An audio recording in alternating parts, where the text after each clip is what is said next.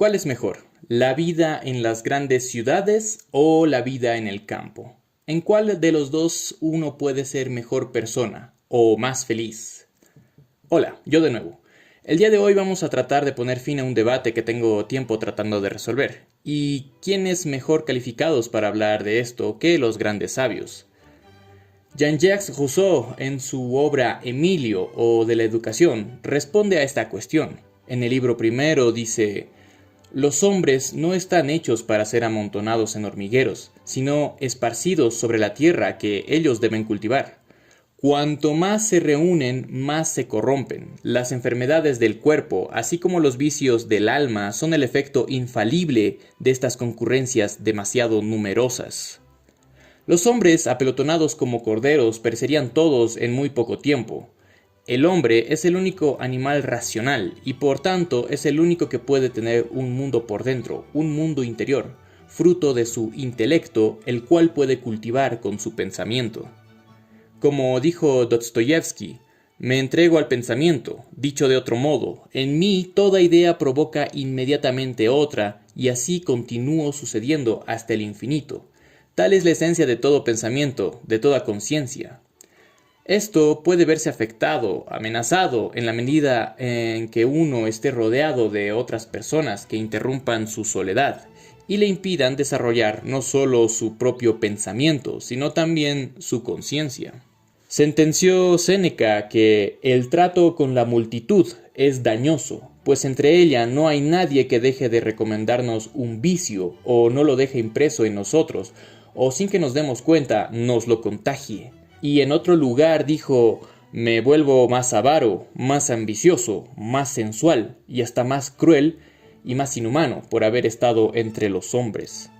Por haber estado donde está mucha gente, como en las grandes ciudades, donde abundan las multitudes y los lugares comunes, donde todos se juntan y se amontonan, y las casas están unas al lado de otras, y qué decir de los apartamentos que en efecto parecen hormigueros.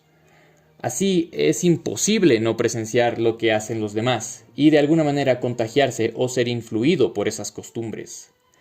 Aconsejó Rousseau que hay que alejar a los jóvenes de las grandes ciudades donde el lujo y la modestia avivan y previenen las adicciones de la naturaleza, en donde todo se presenta a sus ojos, placeres que no deben conocer sino cuando sepan cuándo escogerlos. En las ciudades abundan los estímulos, no precisamente para hacer el bien, porque hay de todo, pero principalmente incitaciones, provocaciones, tentaciones para caer en el mal. Muchos placeres sensuales por todas partes, placeres que excitan los sentidos, que despiertan el apetito, los antojos. Todo esto convierte a la ciudad en un lugar muy peligroso, más para un joven que no ha formado su espíritu y no lo ha desarrollado. Pues un solo ejemplo de lujuria o de avaricia ocasiona un gran daño. El trato con un hombre voluptuoso nos debilita y ablanda poco a poco. Un vecino adinerado excita la codicia. Un compañero malvado contagia su corrupción a otro, por más puro y sencillo que sea. Cuantas más personas se presenten, más es posible que uno se encuentre en esos casos. Y es que el estar en un lugar urbano muy poblado no solo afecta a la soledad y a la reflexión, puesto que distrae, sino que también uno, sin notarlo, termina siendo influido, contaminado por las costumbres de la mayoría, que no suelen ser las mejores. Advirtió Séneca que debe ser apartada de la multitud el alma débil aún y poco firme en la virtud, porque fácilmente se pone al lado de la mayoría. Los jóvenes que no están formados interiormente, no tienen virtudes fuertes, son los más afectados por estos malos hábitos, propios de las grandes ciudades, donde hay muchísima gente. También afirmó Rousseau que jamás los corazones sensibles amarán los placeres ruidosos, vana y estéril felicidad de las gentes que no sienten nada y que creen que aturdir su vida es gozar de ella.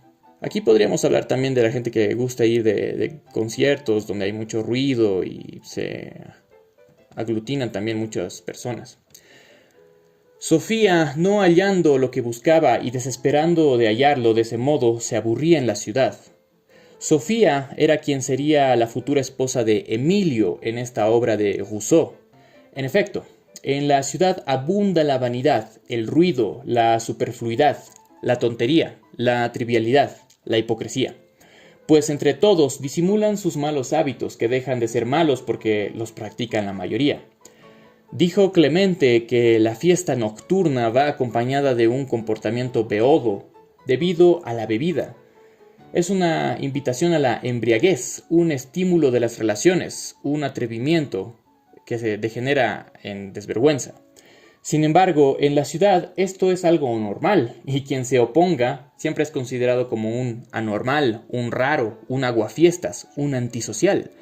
Pero quien tiene cultura de verdad, firme de formación espiritual, sabe que aquello no es más que vicio y vanidad. Cierto es que vicios hay en todas partes, pero principalmente se concentran en las ciudades, puesto que ahí abundan las personas. Por eso, Rousseau aseguró que los jóvenes, permaneciendo poco en las grandes ciudades, donde reina una horrible corrupción, están menos expuestos a contraerla, y conservan entre los hombres más sencillos y en sociedades menos numerosas un juicio más seguro, un gusto más sano, costumbres más honestas. Es decir, más allá de estar en el campo o en la ciudad, es muy importante la población, la cantidad. Cuantas más personas haya, cuanta más población haya, será más tóxico el lugar. No solo en el ámbito moral o espiritual, sino que también en el físico, la salud. Esto es sentido común, y por eso es que en esto que pasó a nivel mundial el 2020, siempre se recomendaba estar en lugares poco poblados, donde hay poca gente. El autor sugiere vivir en el campo, o al menos frecuentarlo continuamente. Dice: lleven a los jóvenes a sus primeras moradas, allá, en donde la simplicidad campestre deja desarrollarse menos rápidamente las pasiones de su edad, o si su gusto por las artes le retienen todavía en la ciudad, prevengan en ellos por este mismo gusto una peligrosa ociosidad. Es obvio que en el campo hay muchos menos estímulos negativos que en la ciudad. Lo que se percibe es ante todo la naturaleza, las plantas y árboles, la brisa fresca, los animales. Es como un pequeño paraíso lo que rodea y lo que uno presencia. Además, hay pocas personas en comparación a las grandes urbes, y por ende es menor el riesgo de adquirir malos hábitos o caer en algún vicio, si lo que ve uno alrededor no es mucha gente haciendo cosas, sino a la naturaleza, obrando divinamente. Advierte Rousseau que las ciudades son el sumidero de la especie humana. Al cabo de algunas generaciones permanecen o degeneran las razas. Es preciso renovarlas, y siempre es el campo quien facilita esta renovación. Envíen pues a vuestros hijos a renovarse ellos mismos, por decirlo así, y a recobrar en medio del campo el vigor que han perdido en el aire malsano de los lugares demasiado poblados. En las ciudades el hombre se consume más, no tanto físicamente, sino anímicamente. Los semblantes lucen más aburridos, más preocupados que en los campos. Esto es debido a que la vida en la ciudad es muy intensa, muy agitada, muy rápida, muy apresurada, lo cual no favorece la tranquilidad que se necesita para pensar, para reflexionar. Por ello, las personas de ciudad suelen ser muy superficiales en comparación a la gente de campo, que es más profunda. Dice: todas las naciones observadas de esta manera parecen valer mucho más cuanto más se acerquen a ellas, a la naturaleza. Más dominan en su carácter la bondad. Solo es encerrándose en las ciudades, alterándose en ellas a fuerza de cultura, como ellas se depravan, y cómo cambian en vicios agradables y perniciosos algunos defectos más toscos que malévolos. El hombre pertenece a la naturaleza, ha salido de la naturaleza. Como todos los animales y las plantas, es su hábitat natural. Así que su naturaleza es la naturaleza, por redundante que parezca, no es la ciudad. Menos vivir amontonados en pequeños espacios tan cerca uno del otro, pues no cabe duda que estar encerrado, vivir junto a muchas personas, es dañino en todo sentido. Esto ha quedado comprobado en estos últimos años, donde la violencia y la delincuencia han aumentado. Prosigue: Cuanto más permanece el hombre cerca de su condición natural, más pequeña es la diferencia entre sus facultades y sus deseos, y por consecuencia, a menos se aleja de ser dichoso.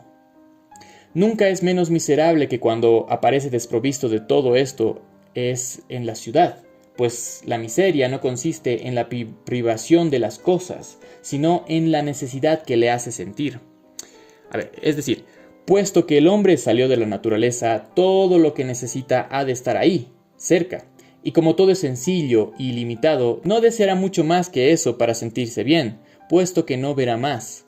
En cambio, en la ciudad se percibe un montón de cosas mediante los sentidos, incontables estímulos que hacen que uno se sienta pobre, un pobre ser limitado y por ende miserable, porque le hace desear más cosas de las que realmente necesita, lo cual también pasa porque uno no se cultiva interiormente, pues si lo hiciera se daría cuenta, en primer lugar, de que permanece a la naturaleza, y en segundo lugar, de que tiene un mundo interior que si lo desarrolla puede dar plena satisfacción. Dice, el mundo real tiene sus límites, el mundo imaginario es infinito. No pudiendo ampliar el uno, ensanchemos el otro, pues es sólo de su diferencia de lo que nace en todas las penas que nos hacen verdaderamente desgraciados. En efecto, uno tiene el control pleno por dentro, mas no por fuera. Por el contrario, lo de afuera tiene control sobre ti si tú te sumes ahí, si te quedas sumido en el exterior, y aunque no lo hagas, este te absorbe y te arrastra junto con la gran masa de personas que ya tiene atrapadas, y cuyas vidas están dictadas por entes ajenos a ellos, que les dicen cómo tienen que vivir y ser felices, entre comillas. Pues esta falsa felicidad depende de cuánto están dispuestos a comprar y a consumir, y de cuántas cosas se posea. En fin, solo el mundo interior que cada cual tiene la capacidad de desarrollar puede salvar de esta ilusión del mundo exterior. Como sentenció Schopenhauer, lo que uno es en sí mismo, lo que le acompaña en la soledad y lo que nadie puede darle ni quitarle es indudablemente más esencial que todo lo que puede poseer o lo que puede ser a los ojos de los demás. Y para desarrollar este interior, lo que uno es en sí mismo, se necesita tranquilidad, estar solo para pensar, lo cual es más propio del campo que de la ciudad. El campo es el hábitat natural, la ciudad es artificial. Un poeta dijo que Dios hizo el campo, el hombre la ciudad. ¿Cuál será mejor entonces? Evidentemente, no lo es lo que creó el hombre. No obstante, hoy el hombre sigue creando cosas que supuestamente superan a las de la naturaleza, cuando se sabe que esta es invencible, tal como aseguró Bacon. Y Rousseau, en esta gran obra Emilio, claramente dijo que la naturaleza es la primera maestra. Aquí, donde la educación comienza con la vida y naciendo el niño, es ya discípulo de un preceptor, sino de la naturaleza. El preceptor no hace sino estudiar bajo este primer maestro e impedir que no sean contrariados sus cuidados. Por último, otra razón fundamental por la que no conviene vivir en la ciudad y la convierte definitivamente en un lugar nocivo para vivir, para estar, es el alto grado de contaminación ambiental que suele haber en ellas, aparte de la contaminación mental, de manera que no solo se perjudica el alma, sino también la salud del cuerpo.